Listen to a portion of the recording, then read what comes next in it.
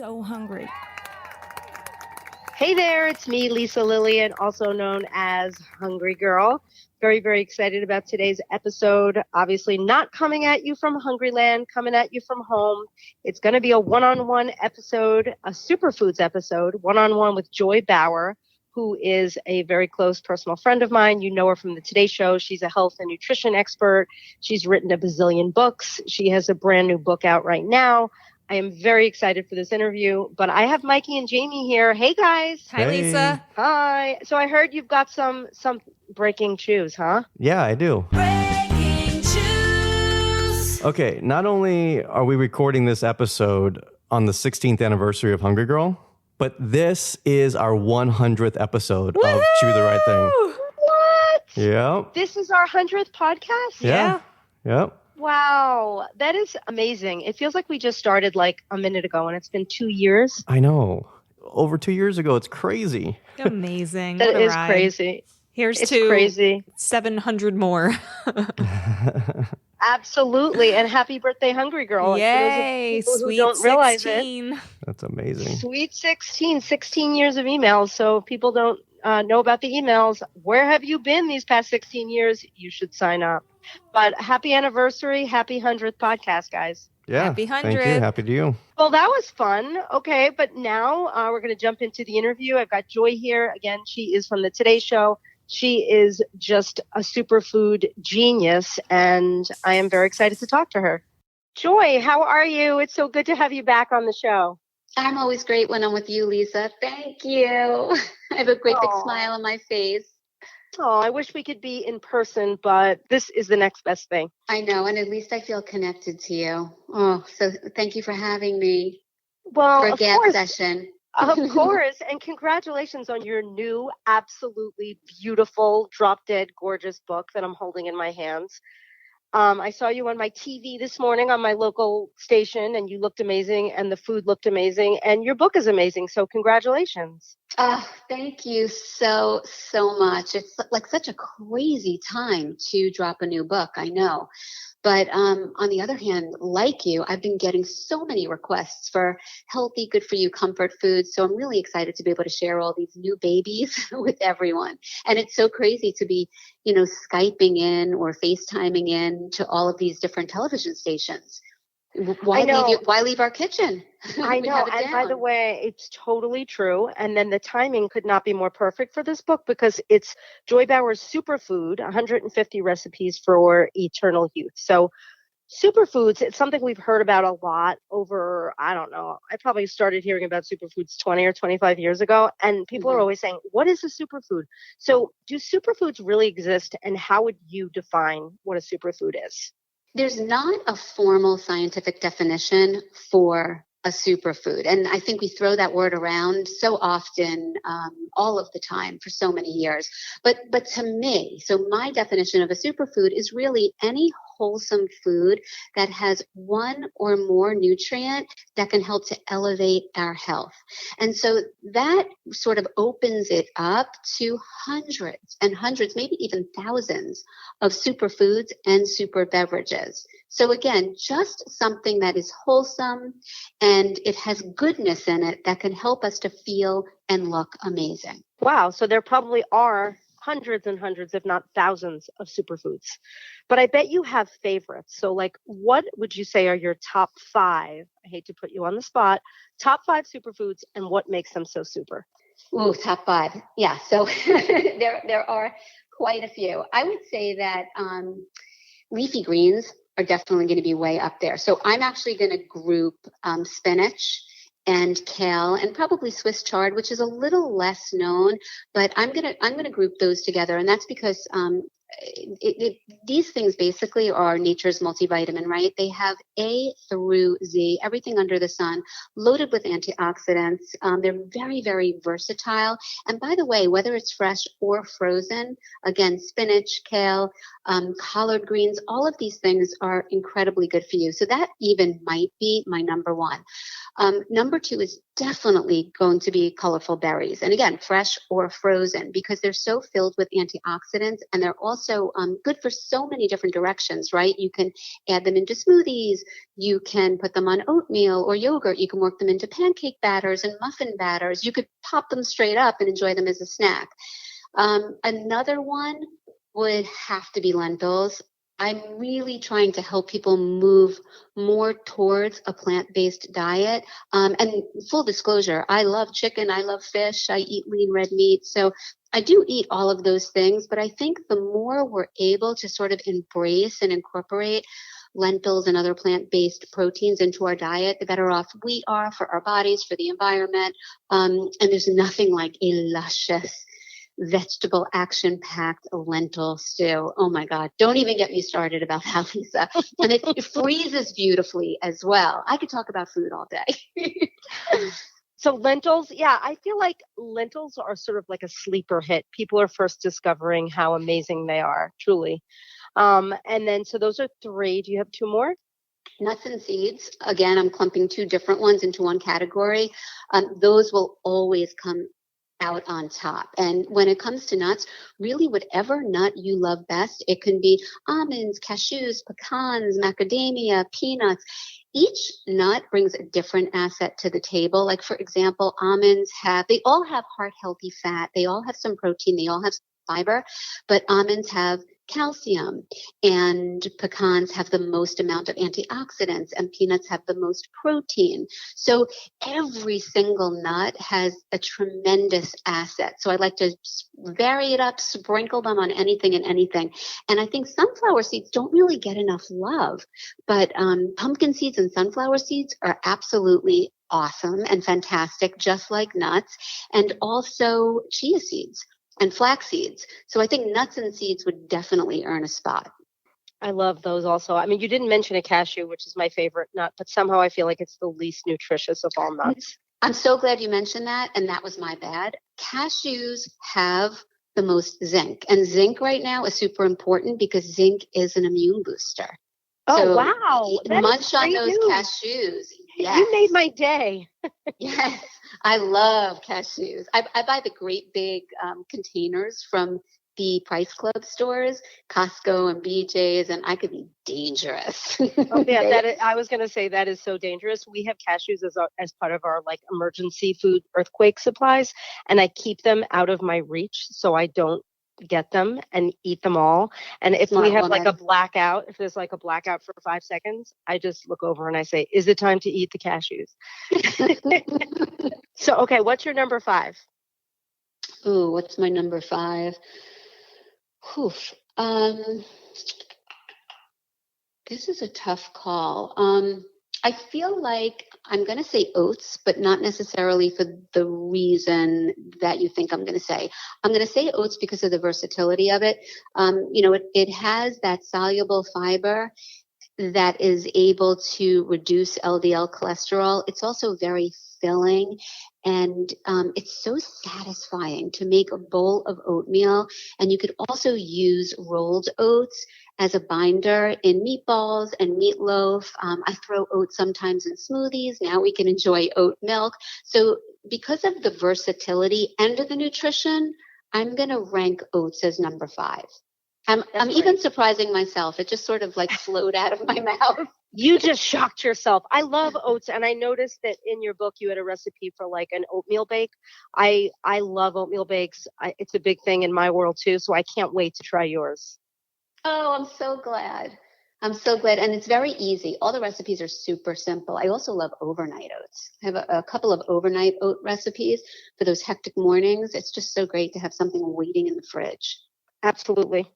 Okay, so here's the story. These days, everyone is so worried about catching anything, especially obviously with the coronavirus situation and viral infections that are going around. Mm-hmm. It's hard to say that foods can really prevent anything from happening to you if you're going to catch a virus. But are there any foods that you really feel keep us the healthiest? Things that you say you absolutely should include in your diet? Absolutely. And I think now people are really paying attention to their health and working in ways to strengthen and then maintain our immune systems. It's so important, Lisa. Every physician that I've been talking to, they all come back to the importance of really going out of our way to eat foods and get enough sleep and hydrate so that our immune systems are in fighting shape. And not only to be able to protect ourselves from what's going on right now with COVID, but for future things as well. I think this was a huge eye-opener, and people will never look at food in the same way again or take their immune systems for granted. So when it comes to boosting your immune system, vitamin C is definitely going to be front and center.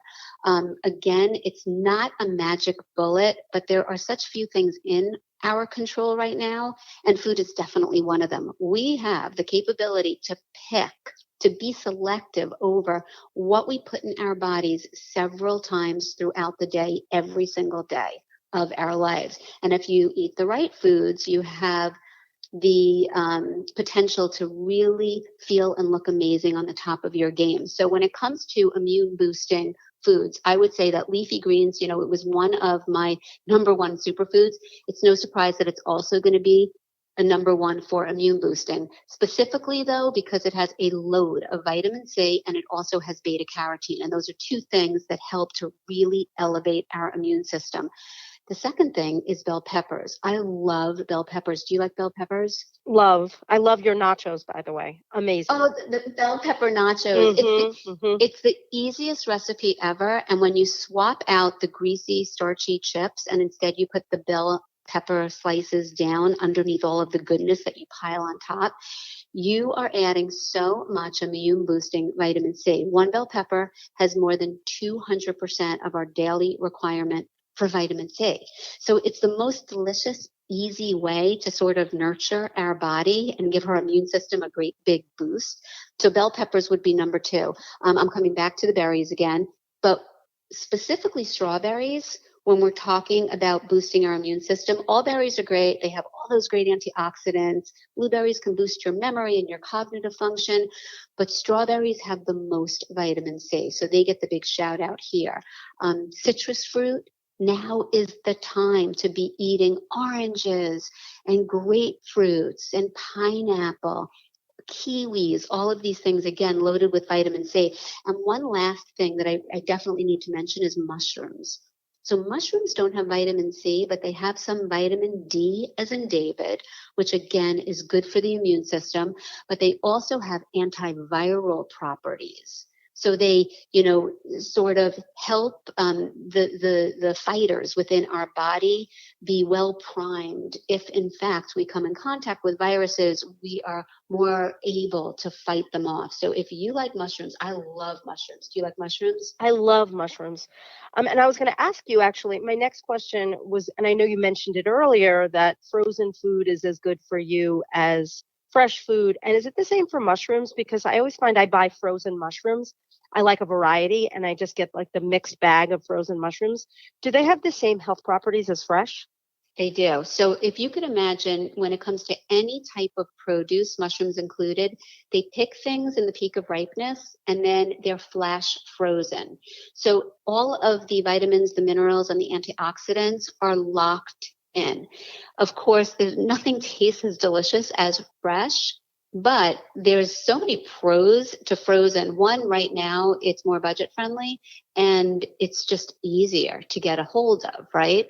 The second is there's no waste and you can eat them on your own time frame versus worrying about them going bad in the fridge. I mean, hopefully they don't last too long in people's freezers.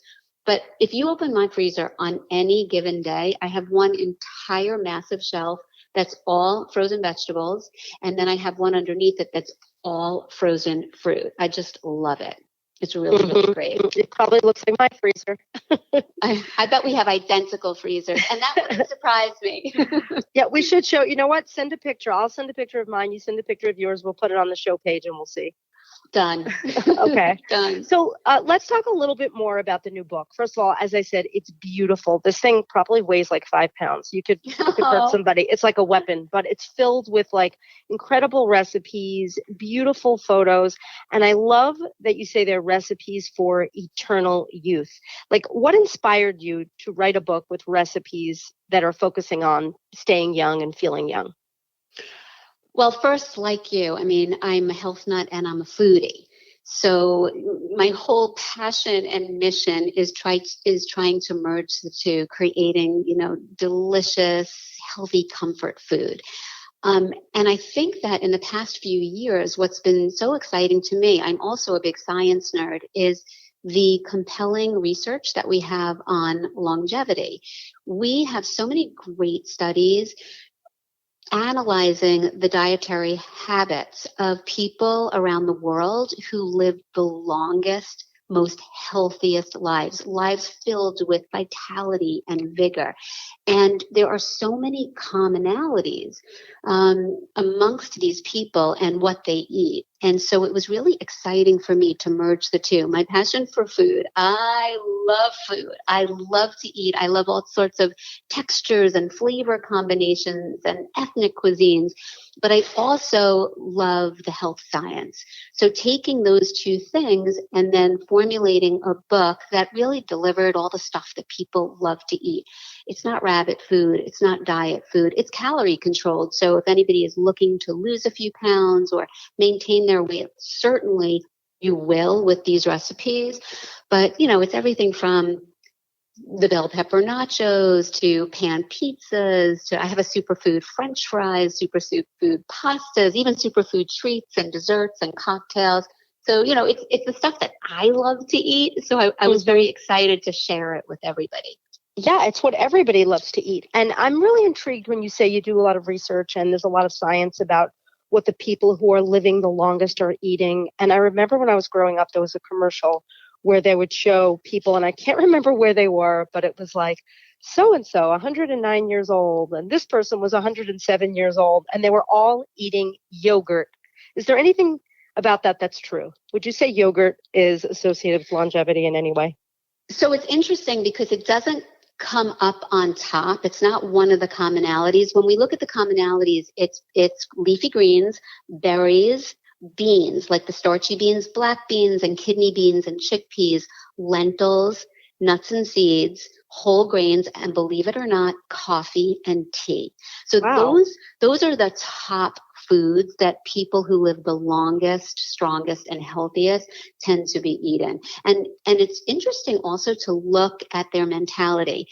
They are not eating rabbit food. They do not deprive themselves. Food is a celebration. Food is delicious. There's just so much happiness involved within their eating patterns. It's like very inspiring. Mm-hmm. It is. And I should have realized that commercial really probably didn't hold much weight because it was a yogurt commercial. Anyway. But you know what? I love yogurt. I love yogurt too. I love yogurt and cheese. And you will find yogurt and cheese in a lot of my recipes. But the other thing is, for people who don't eat dairy or who are gluten-free or who are vegan, I made sure that there were swaps and omissions and things that people could easily do so that, if you wanted to try some of the recipes, you could make it your own. I know, I noticed that. And I try to do the same thing with my recipes, especially now that I live with my niece lives with us and she's vegan. So it's so easy to turn anything into something that's just plant-based, which I absolutely love. Mm. Oh, and I didn't realize she was vegan. And you spoke about the cashews earlier. There is a vegan penne Alfredo with this creamy, dreamy sauce. And instead of cheese, I use soaked cashews. It's a great trick. You guys have to make it. Okay, I'm going to make that this week. Absolutely. What are some of your favorite recipes in the book? Like, what recipes in the book are you eating all the time? Oh my God, you know what happens when you write a book. You know better than anybody. I feel like I have a personal relationship with every single page. That's a really hard one. It's like asking me which is my favorite child. Well, which is your favorite child? It's a three-way tie. Three-way tie. I think though that the recipes that I automatically sort of gravitate towards and smile about are the ones that my kids either requested or helped me create. Like, so in other words, Cole's my son, and he shares my love for big, bold flavors, like the Moroccan chicken spiced stew. And there's an Indian butter chicken recipe in there that I absolutely love. So those were things that I did together with Cole. On the other hand, Aiden and I make all the time the Italian style sausage, peppers, and onions, and I could jump in the pot with it. I just love that one. Oh, that You could was a probably really good fit. one. I bet you fit in the pot with it. No, I do not fit in the pot. And of course, Jessie is responsible for inspiring a lot of the superfood cocktail recipes. So there's a blackberry margarita. She turned me on to a Moscow Mule when we were on vacation. So I had a matcha Moscow Mule in there. Oh, I had a Miami wow. Vice. Yeah, we had a lot of fun with the cocktail I chapter. love a Moscow Mule. I want to try the matcha one. I didn't even see that one. We should have a Zoom happy hour. Let's do it. Absolutely. Let's For do it. We sure. make a frosé. I have a pomegranate sangria. Yeah, we have a lot of fun ones like that. But I love the French fries chapter. I have an eggplant Parmesan French fries. I have a zucchini cheesy crispy French fries. I have a lot of pizzas that I love too. See, I told you it's hard. It's hard. Well, they're all amazing, and you're making me hungry. And French fries are my weakness, so I'm going to be forced to make some kind of healthy fries later. Oh, good. What about foods that make you feel and look younger? Are there foods that you think are great for your skin that'll make you actually look younger? We all want to look younger. Definitely. So from the standpoint of your skin, beta carotene is a nutrient that is found in dark green and orange produce. So, one of the things we were just talking about French fries, I make these oven roasted steak fries out of sweet potatoes. And that is fabulous for your skin. So that's a really good one. French fry. What if you load them up with salt and ketchup? Not as good for your skin? Not as good. Not as good. But you'll see, you don't even really need it. And I do have a dipping sauce with it, a smoky paprika dipping sauce, and your yogurt's in that sauce.